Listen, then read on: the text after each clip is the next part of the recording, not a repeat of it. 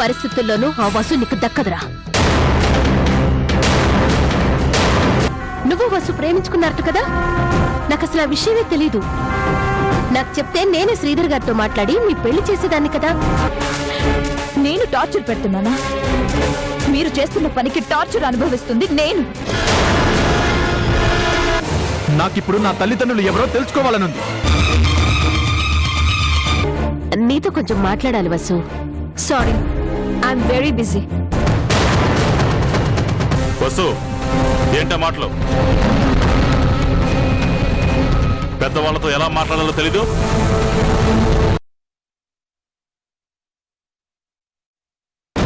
పర్వాలేదులే బ్రదర్. ఎంతైనా నాకు కాబోయే కోడలే కదా. నేనెవరికి కాబోయే కోడల్ని కాదు. అనవసరమైన వరుసలు కలపకండి. నాకు చాలా కోపం వస్తుంది. ఆహా, చాలా చక్కగా కుండ బద్దలు కొట్టినట్టు చెప్పావమ్మా. ఇంకా ఎందుకు ఇక్కడ? వెళదాం పదా.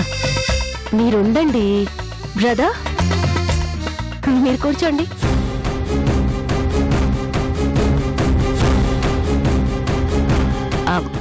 మనం నిశ్చితార్థానికి ముహూర్తాలు పెట్టుకుందాం. అలాగే. హాయ్ చిన్న. ఏంటి చిన్న ఇది? నన్ను చూసి ఎంత కాలం అయింది. నువ్వు కనిపించకపోయేసరికి నా మనసంతా ఎలా అయిపోయిందో తెలుసా? I love you so much చిన్న.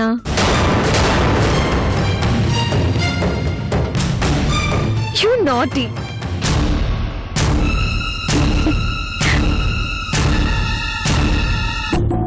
పైకి చాలా సీరియస్ గా కనిపిస్తావు కానీ చాలా రొమాంటిక్ చిన్న నువ్వు.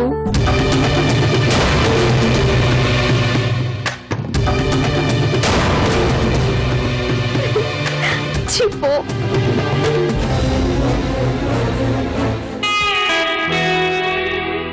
నీతో ఒంటరిగా గడిపిన ఆ క్షణాలు తలుచుకుంటేనే నాకు పిచ్చెక్కిపోతుంది తెలుసా? నువ్వు ఎప్పుడు రమ్మంటావో చెప్పు చిన్న.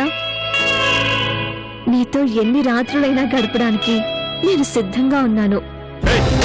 ఏంటి తమాషాగా ఉందా? ఆంటీ వాళ్ళ ముందు ఎలాగైనా మాట్లాడేది? నేను ఇలాగే మాట్లాడతాను. ఆగండి బ్రదర్, మీరెందుకు ఆవేశపడతారు? నేను మాట్లాడతాను కదా.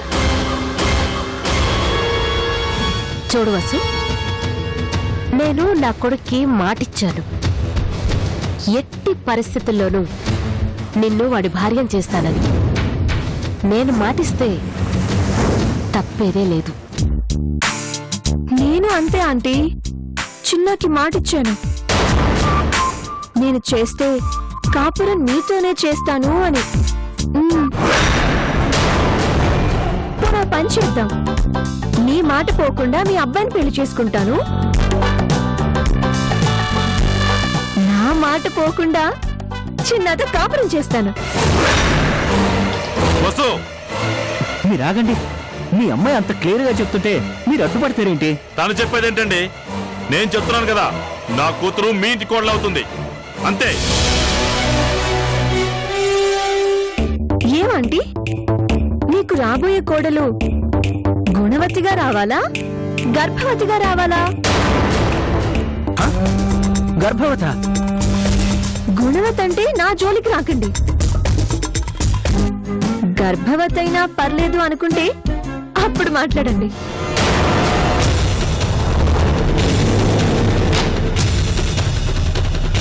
వామ్మో, ఏంటి భార్గవి ఇదంతా? అమ్మాయి గర్భవతి అంటుందేంటి? మీరు ఆగండి. చూడు వసు, నేను నీకంటే చాలా డేరింగ్. నా ముందు నువ్వు బచ్చా. నీ మాటలు, నీ వేషాలు నాకు బాగా తెలుసు. నువ్వు ఏమన్నా నా నిర్ణయం మాత్రం మారదు. నిన్ను నా కొడుక్కిచ్చి పెళ్లి చేయడం మాత్రం ఖాయం. బ్రదర్, చెప్పమ్మా. మన నిశ్చితార్థానికి ఏర్పాట్లు చేసుకుందాం. వీలైనంత త్వరగా పెళ్లి కూడా జరిపిద్దాం. కాదు అని ఎవరంటారో అది చూద్దాం. వెళ్ళొస్తాం.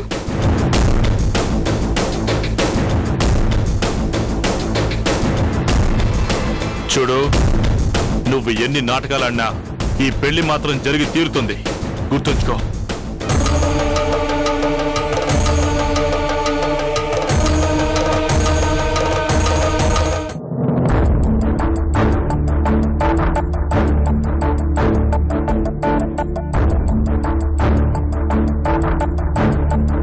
భార్గవి, ఏమైనా సరే ఆ అమ్మాయి మన వాడికి పెళ్ళం కావటం నాకు ఇష్టం లేదు. ఏ ఎందుకు?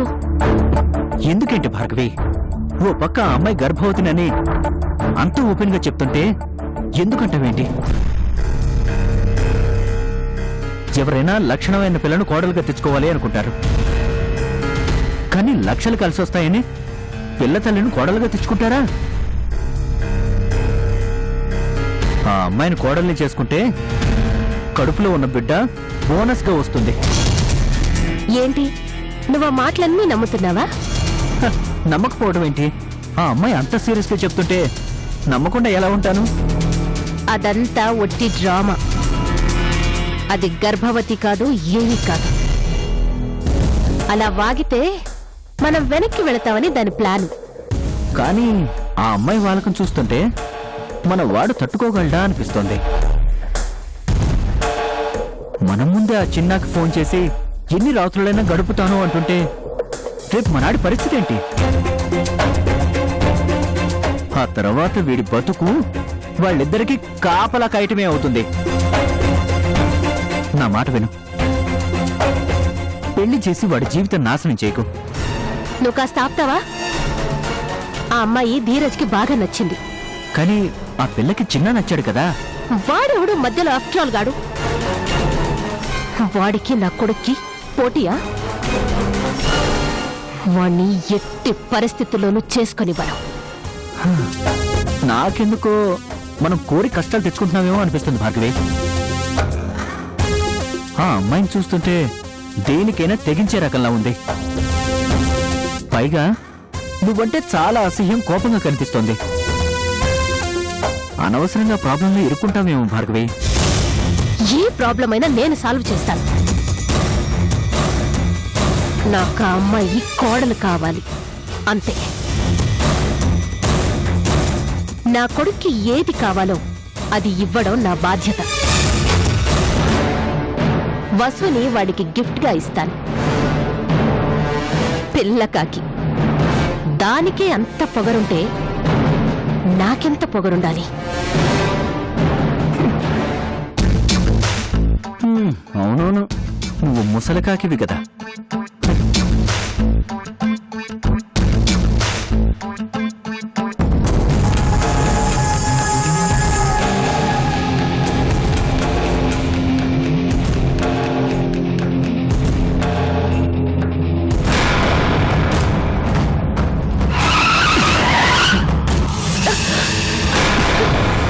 ఎవరా నువ్వు?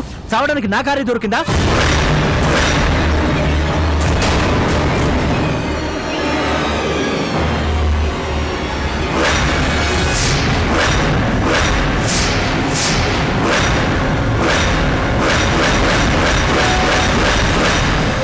చూడు శివ, నువ్వేం చేస్తావో నాకు తెలీదు. ఇద్దరిని చంపితే మన పెళ్లి వెంటనే జరిగిపోతుంది. నేను నీకు భార్యను కావడం మీ నాన్నకి ఇష్టం లేదు. నువ్వు నాకు కావాలి భార్గవి. నిన్ను వద్దన్నయ్య ఎవ్వరూ నాకొద్దో.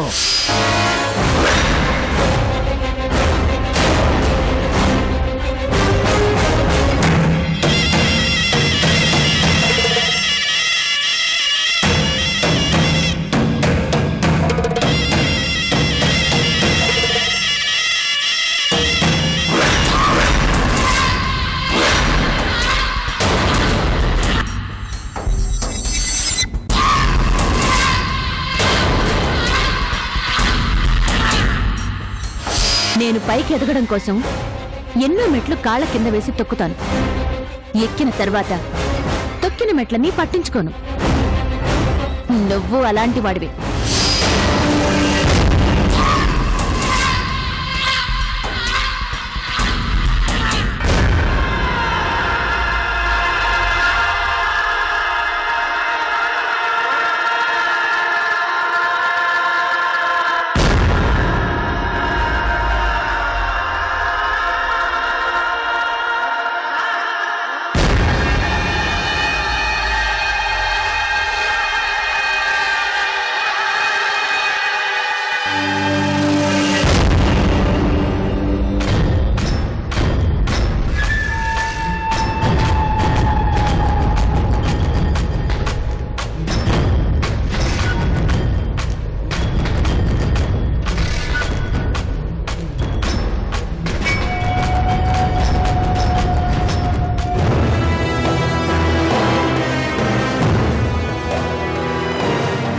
పోనీ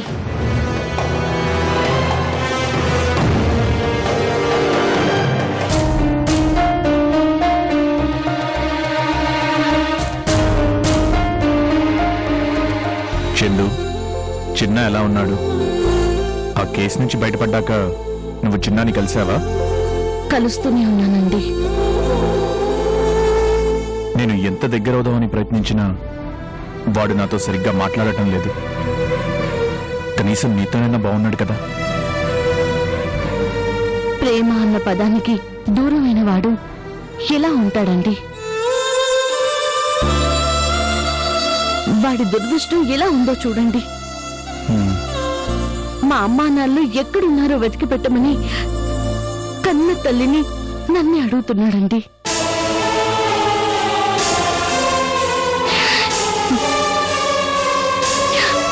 పశువుకి దూరం అయ్యాడు కదా, మానసికంగా ఎక్కడ కుమిలిపోతాడో అని పలకరించడానికి వెళ్తే వాడు నన్ను అడిగిన కోరిక ఇదే. మరి నువ్వేం చెప్పావు? ఏం చెప్పగలను? మౌనంగా ఉండిపోయాను. మనసులో మాత్రం నీ కన్న తల్లిదండ్రులు నీ కళ్ళ ముందే ఉన్నాండా అని సర్ది చెప్పుకున్నాను. అంతేలే, అంతకంటే నువ్వు ఏం చేయలేవు, నన్ను ఏం చేయలేవు. మన జీవితాలు ఇంతే. మన కడుపున పుట్టినందుకు వాడి జీవితం అంతే. అదేంటండి అలా అంటారు? నిజమే కదా చందు, మనమేం పాపం చేస్తాం? ఇలా పరిచేస్తులా బ్రతుకుతున్నాం. భార్య భర్తలు అని చెప్పుకోలేకపోతున్నాం. మనమే ఇలా ఉంటే ఇంకా వాడి జీవితాన్ని నేను చక్కదిద్దుతాం. చిన్నప్పుడు మన ప్రేమకి దూరం అయ్యాడు, ఇప్పుడు ప్రేమించిన అమ్మాయికి దూరం అయిపోయాడు. నిజంగా వాడొక శాపగ్రస్తుడైపోయాడు. మనమేం చేయాలి చెప్పు? ఎందుకండి అలా అంటారు? మరేం చేయాలి? అసలు వాడి జీవితం అలా అవ్వడానికి కారణం ఎవరు? నువ్వు కాదు. ఎంతసేపు అమృత గురించి ఆలోచిస్తున్నావు కానీ చిన్న గురించి, వాడి భవిష్యత్తు గురించి ఆలోచిస్తున్నావా? జీవితంలో సగానికి పైగా ప్రయాణం చేసిన వాళ్ళం మనం. కానీ వాడు ఇంకా చాలా దూరం వెళ్ళాలి. అలాంటి వాడి గురించి పట్టించుకుంటున్నావా? వాడేం తప్పు చేశాడని వాడికి శిక్ష పడాలి. తప్పు చేసింది మనం. కారణం ఏదైనా తల్లిదండ్రులుగా చిన్నాకి ప్రేమని అందించలేకపోయాం. ఆ తప్పు మనదే. అప్పుడు తెలియక చేస్తే ఇప్పుడు తెలిసి వాడిని ఇంకా ఏడిపిస్తున్నావు. చిన్న నా కొడుకు అని తెలిస్తే అదే శ్రీధర్ ఆనందంగా వాడిని అల్లుణ్ణి చేసుకుంటాడు. అమృతకి తెలిస్తే దూరం అవుతుంది, తనకి అన్యాయం జరుగుతుంది అన్నావు. మరి ఇప్పుడు మాత్రం అమృత మనతో బాగుంటుందా? చెప్పు చందు. మీరెన్ని చెప్పినా అమృత విషయంలో నేను నిజం చెప్పలేనండి. చెప్పద్దు, ఎప్పటికీ చెప్పద్దు. నీ కళ్ళ ముందే చిన్న ఇంకా ఇంకా కష్టాలు పడుతుంటే చూస్తూ చాటుగా కన్నీళ్లు పెట్టుకో. అంతేకాని నువ్వు మాత్రం నిజం చెప్పద్దు. కనీసం వాడంతట వాడైనా మన గురించి నిజం తెలుసుకుంటే బాగుండు అనిపిస్తుంది. అలాగైనా వాడి కష్టాలు తీరుతాయి. ఆ అవకాశం కూడా లేదులేండి. ఎందుకంటే ఆ భార్గవి వాణ్ణి మరింత పిచ్చివాణ్ణి చేస్తుంది. తన చేతుల నుంచి బయటపడితే కాని వాడి జీవితం బాగుపడేలా లేదు. ఒకవైపు వాణ్ణి బాగా చూసుకున్నట్టు నటిస్తూ వసుని తన కొడుక్కి చేసుకోవాలని చూస్తుంది. ఆ నిజం కూడా వాడు తెలుసుకోలేకపోతున్నాడు.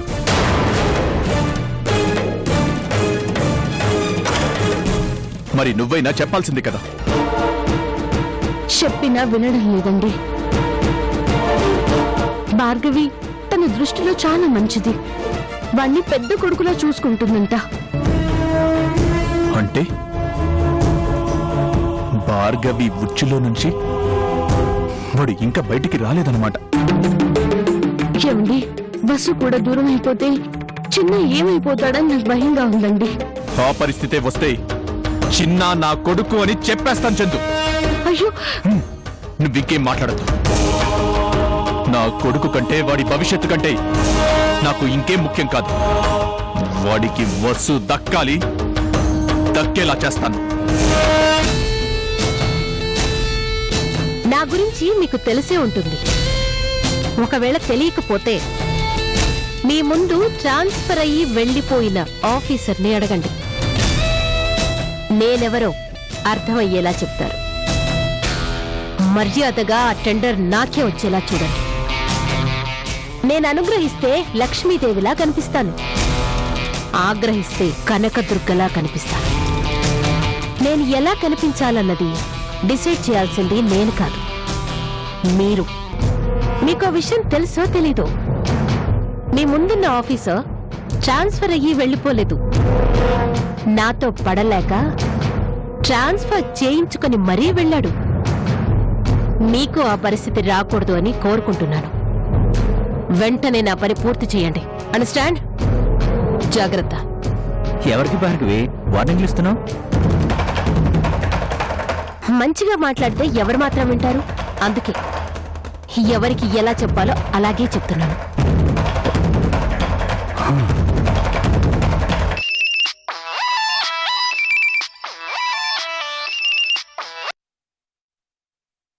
హలో భార్గవి,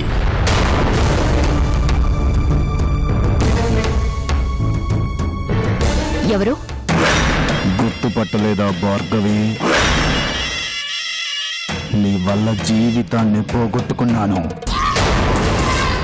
నీ మాట నమ్మి నా కన్న తండ్రిని చంపాను. ఇప్పుడు నీ కోసమే వచ్చాను. శివకోటి. శివకోటి? నేనే.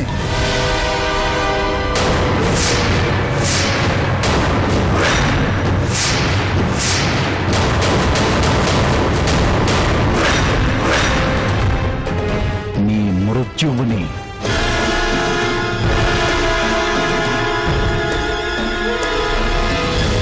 బాగానే గుర్తుపట్టావు.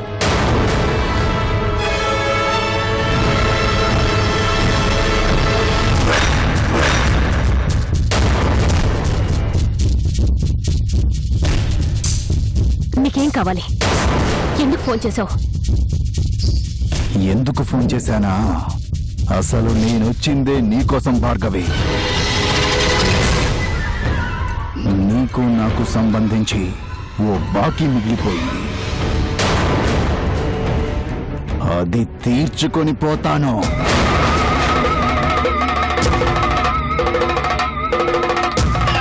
ఇప్పటిదాకా వాళ్ళని వీళ్ళని బెదిరించడం మాత్రమే నీకు తెలుసు, కానీ ఇప్పటి వరకు బెదిరించడం అంటే ఏంటో నీకు తెలియదు కదా. అది నేను పరిచయం చేస్తాను. గుర్తుంచుకో, ఈ క్షణం నుంచి నీ కౌంట్ డౌన్ మొదలైంది. నీకు మర్చిపోలేని గుణపాఠం చెప్పి ఆ తర్వాత నీ ప్రాణం తీస్తాను.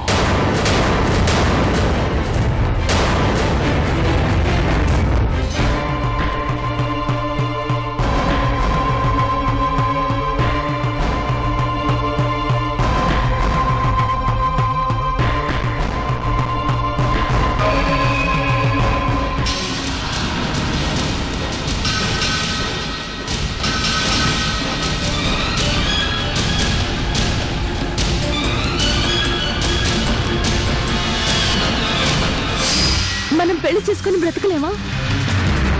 ఎందుకు బతకలేం? అసలు మనం ఎందుకు చావాలి? నీ నాన్న చంపుతాడు కాబట్టి. ఆన్నే చంపేస్తే? శివ, అసలు నేనొచ్చిందే నీకోసం భార్గవి. ఈ క్షణం నుంచి నీ కౌంట్ డౌన్ మొదలైంది.